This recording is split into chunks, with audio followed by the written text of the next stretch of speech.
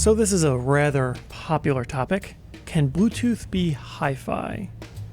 You see a lot of Bluetooth headphones and a lot of discussion around whether or not they sound any good. But from our perspective, can it work? Can you have a wireless headphone that actually sounds good?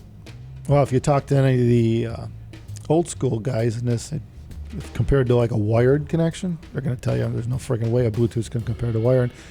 I mean, that's kind of still the case, but Bluetooth has caught up an awful lot compared to where it was back in the day when people are thinking about, these little square things that they were connecting with Bluetooth versus, these $10, $20 boxes versus now Bluetooth is so integrated into just about everything that's made now for audio that, and the codecs that are available are way, way more capable than the original Bluetooth was.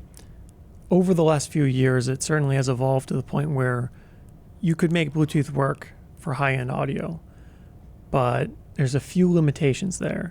I think the biggest thing people tend to underestimate is the limitations of the DAC itself and the amp, not the actual audio transmission, because Bluetooth only typically more or less refers to the wireless nature of the product, but roped in with that tends to mean that you have to have this digital analog conversion in the headphone or on device, and you need to have a amp in your headphone or on a device.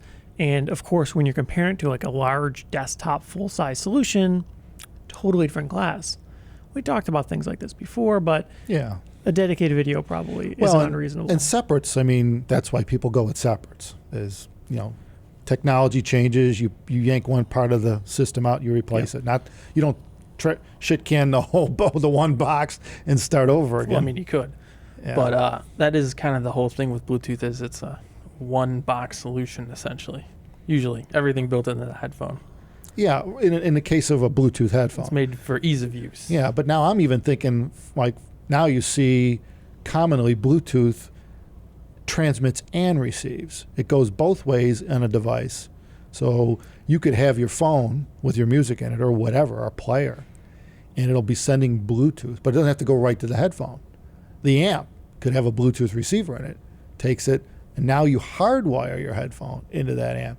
And that Bluetooth receiver on that amp could be far better than the Bluetooth receiver that would have been in just a typical Bluetooth headphone, you know what I mean? So in other words, you have upgrade paths for Bluetooth now. It's not just, it's in the headphone and that's it. And so you got two pieces of the headphone or whatever's transmitting. You can have in-betweens that basically bump up the quality. You know? I think the biggest thing with Bluetooth right now is how confusing it can get with all the different codecs, and not everybody's running the same stuff, and compatibility between headphones and DAPs and stuff. It's confusing. Yeah. You got to really look at it. There's a huge range. Yeah. Unlike a wire where you plug it in and you know what you got. It pretty much is going to work just fine. Yeah. As long as your amp or whatever you're hooking up to has enough power to power your device, it's probably going to be pretty good. With Bluetooth, you could get compatibility issues. You could have issues where it doesn't quite work the way you expect, or it doesn't work how it's advertised on the box. It could say it's compatible with a particular streaming codec, but it may not actually be operating at that for various reasons. And as a result, you could get inconsistencies in performance. And on top of that, there's different quality, more or less, of devices. Sometimes you'll have issues with products that are poorly designed and barely meet the spec and can have problems with buffering or skipping or not running at the advertised maximum bit rates. And so in those cases, Bluetooth can be very problematic. But when it's well implemented, it could be virtually seamless and more or less indistinguishable from a wired connection. But those are glitches. Like you think about Bluetooth. I mean, range is an issue. Right. Usually it's like 30 feet or something like that. You can go longer, but then you're asking for it. Some things don't make it past 10 and they don't work anymore. So that's part of the inconsistency in the lower end of things. But I think today's better engineered electronics that happen to have Bluetooth built in as an option instead of a wired connection or either way, either as an input or an output, I think they're getting better at it. Things like things like what IFI has created, like with the XTSD is pretty good. Yeah, or these X cans here. They're $300 devices, and they've taken the Bluetooth beyond just a single chipset. Kind of like when we did the DAC video just a video or two back. We were saying, you can make a DAC and a dongle with one chip, and it's a DAC. Yeah, it'll convert the digital to analog, and you'll hear sound. Yeah. But then when you look at a real DAC, like isn't a real DAC, it's boards and boards of electronics to do the same job. Yeah. Obviously, at a little much higher level, and it's that scaling that's going on in Bluetooth that's, I think, really bringing it up to a level where it's more than acceptable compared to like a wired device. It's easily accepted. Well, the newest Bluetooth stuff, the range is definitely a lot better than it used to be. Yeah. Because I know you can like literally put your phone down in one room and then walk anywhere in the house now with like Bluetooth headphones, and they work. Yeah. So that's pretty cool, I guess. Yeah, they got the receiver and transmitter down. They figured out where to put the antennas. Yeah. That Well, I'm helps sure a lot. antenna design's big. Totally. Yeah. A lot of products, if you have your phone in your back pocket, it could be a problem, and it'll drop out simply because of that. Yeah. Like you more or less have to have You're your shielding phone in it with your your front pocket. body, Mhm. Right. which were So mostly water. Yeah. These Mostly bags of water. inconsistencies, I think this is a big reason why Bluetooth kind of gets a bad name in some occasions, Yeah. because there are devices and examples where Bluetooth doesn't work well, but it's not really a technology issue per se, it's an implementation issue. And these are pretty much eliminated with a wire. But that's not to say that Bluetooth is bad. It can be great, can work very well. But of course, it seems likely as we move forward, as the technology matures, you'll see more and more devices that work seamlessly, because we're getting there. For the most part, newer devices work without an issue, and they sound great. And the DACs and the amps that are built into these products continue to improve at a pretty good rate. And the bandwidth, with the codecs involved, we'll have thrown up on the screen what these are, but you could look at the bandwidth, the rates capable, and they're pretty much at CD level at this point for Bluetooth.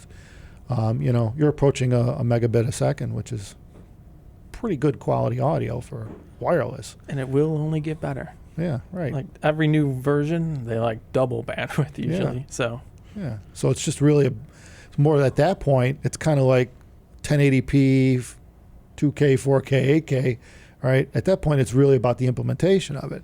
Yeah. Every time they make a leap in a technology, it tends to take time for the refinement to follow the leap.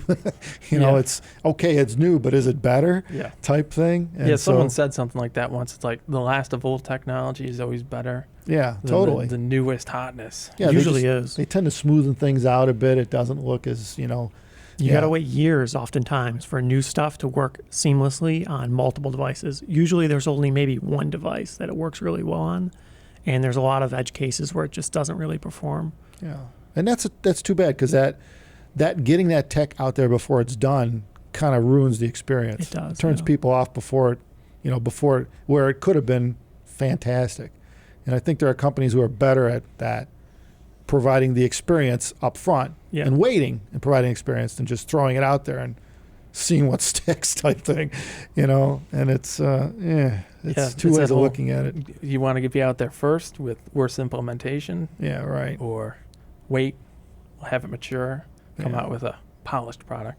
I The think- bottom line seems to be there is no intrinsic reason why wireless has to be bad. And there certainly are cases where it's good. It works just fine. Really no downside to it being wireless.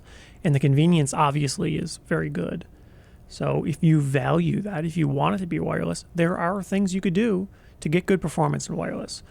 And it's improving at a pretty good rate. So it seems likely that that's the future going forward, because people value convenience. Yeah. So especially on the lower end gear, it's going to be very, very prevalent. And the high range, I think it's still going to be quite a while before we see that, just because of the other issues we stated. So the physical size, space constraints, power consumption requirements and whatnot for high-end desktop class amplification and DACs, that's really troubling. It's going to be quite some time before we see that level Well, integrated. And the biggest reason is because you need separates for that. You're not going to build an amplifier of great capability in the side of a headphone. It's going to be very It'd difficult. be a heavy goddamn headphone, first of all, right? Just way too heavy. Yeah. The battery would be just huge. And let's say even if you did have to plug in your headphone, that's almost silly to have a power cord going in your Well, that headphone would defeat the along with purpose, it. yeah. Yeah, so at some point it just kind of makes sense that if you're home Yeah. You know, and Well, definitely mobile. and you have Bluetooth power. Makes sense. But yeah, at home, yeah. to connect your amplification, to connect your electronics to a wall outlet, and It eliminates those issues, the bottlenecks. yeah, you've got relatively unlimited power to do what you want to for do. headphone. Yeah, For headphone definitely for use, headphones. yeah, sure. Yeah, you're not going to power the planet with the Krell on it, with it, you know, with all those meters going. No, probably not. No, it ain't going to go quite that far. Although we did that on one of our videos, didn't we? We talked about that. What was it? I forgot. We brought it up in one of our videos. Yeah, it was like the unobtainium video. Yeah, we're going the to dream system. a dream system. We're going to create a building just for two amplifiers, two buildings. Yeah. That'd be cool. And a really heavy cable coming out of each one going to Oh boy. to your chair. Right. So that's the dream, having that implemented in a small, portable, lightweight thing that you could jam into a headphone. But it's not the reality right now, and I think it's going to be some time before that happens. However, I really don't see an intrinsic reason that wireless or Bluetooth is a limitation. It is right now, but it doesn't have to be. So, is Bluetooth HiFi? It's getting there. Yeah, it's getting there. It's pretty close. Kind of. But I think there's a whole different thing, though, that people in the higher end like to have separate things and move things around, and they don't want like an all-in-one in a headphone, can't change it kind of thing. Right. You know, they want separate boxes. There's fun to upgrading. Yeah, right. There's fun to be able to take it to another level, whereas you can't do that with an all-in-one device. It's just it's all or none. I mean, there's people that want all-in-one for you know? simplicity's sake, obviously, but Yeah. there's also a lot of people that don't want that. I mean, some things can be combined. Like, you know, we had really DCS had really great success with their bar talk, where they integrated a really good quality headphone amp into the DAC, and others have too. We're just stating the fact that so far has been our favorite in terms of the implementation of it, and it's kind of the same with Bluetooth. It's really about the tech's there. It's about the implementation of it. How far can you take the tech to meet the needs of the hi-fi enthusiast? It's getting there. Maybe with some time. Yeah. We'll see, I suppose. Yeah. But I'm hopeful of it. It's looking good. I guess we weren't really like rambling this time. Well, I guess doing this topic the second time around made it more concise. Kind of knew where we were going with it. And if you have any questions for any future videos, you can email us at totl@abysheadphones.com. Give us a thumbs up if you like this video, and thanks for watching. Thanks, everyone.